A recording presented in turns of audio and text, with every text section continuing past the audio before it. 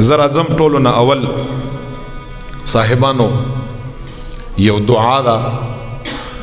امام طبرانی په طبرانی کی ذکر کړی دا په کنز العمال کې اهم موجود دا شاه عبدالحق محدث دهلویم ذکر کړی دا جلال الدین سیوطی رحمت الله تعالی علیہ اغم ذکر کړی دا علامہ ابن عساکر تاریخ دمشق په هغه کې په 5 سندونو باندې ذکر دا او هغه ته ویل کېږي صاحبانو دعای انس رضی الله تعالی عنہ دا تاسو کوم دغه گوگل کې ورکړئ دعای انس ډایرکټ یې ارته راړئ همدا یې نوم دی دغه دعا دعای انس اول زاغه دعام ارتوای مچ هغه الفاظ بیا تاسو وی نه چې تاسو ته پته ولګي چې همدغه الفاظ دي زیارت دغه دعا فضیلتم بیانو تاسو به حیران شئ دا یاد لري حدیث کې راځي پیغمبر صلی الله علیه و آله وسلم فرمایي ز تاسو په یو خبره باندې پویوم چې دا خبره هم د زړه دماغ ته ورکوزي شي دا دعا نامه یا دا دعای انس حضور مبارک سے فرمائی انس رضی اللہ تعالیٰ عنہ بخبل فرمائی لی دی دا دعا ما تا نبی علیہ الصلوۃ والسلام خود لیدا او پیغمبر او زما انس سے فرمائی دا دعا زما پخپل باندې معمول لئی چې کله ما حضور مبارک نه اوریدلې دا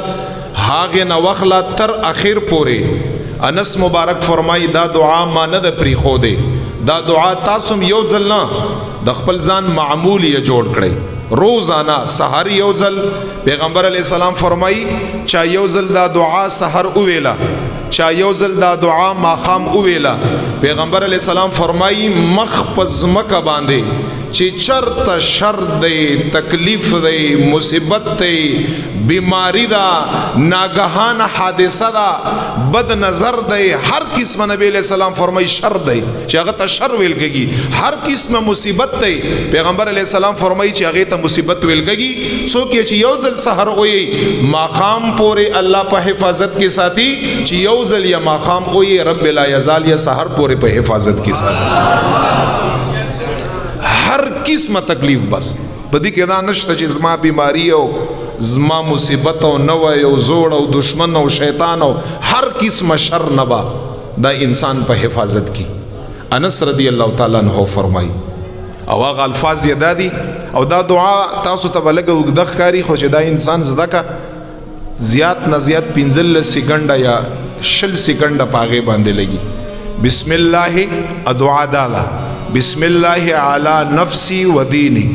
بسم الله على أهلي ومالي وولدي بسم الله على ما أعطاني الله الله ربي لا أشرك به شيئا الله أكبر الله أكبر الله أكبر وأعز وأجل وأعظم مما أخاف وأحذر عز جارك وجل ثناؤك ولا إله غيرك اللهم إني أعوذ بك من شر نفسي ومن شر كل شيطان مريد ومن شر كل جبار عنيد فإن تولوا فقل حسبي الله لا إله إلا هو عليه توكلت وهو رب العرش العظيم إن وليي الله الذي نزل الكتاب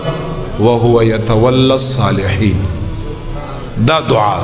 دا دعای انس دا الفاظ ما ذکرتوی چې بیا هغه سره تاسو دغه دعا یو ځل چا ویلا او دا زما چې څومره ویلا غالبا ما په 2 سکند کې تقریبا داسې به ما ویلی تاسو 6 سکند کې وای یو ځل دا دعا نبی علیہ السلام فرمایي چا سحر مزنباد ویلا یو ځل نه ماخام مزنباد ویلا سحر نه ماخام پورې او ماخام نه سحر پورې محبوب فرمایي دا وین کوي انسان هر قسم مصیبت نه رب لا یزال په خپل حفظ او امان کې ساتي ته په دې باندې شروعات وکړه دا د خپل ځان معمول جوړ کړه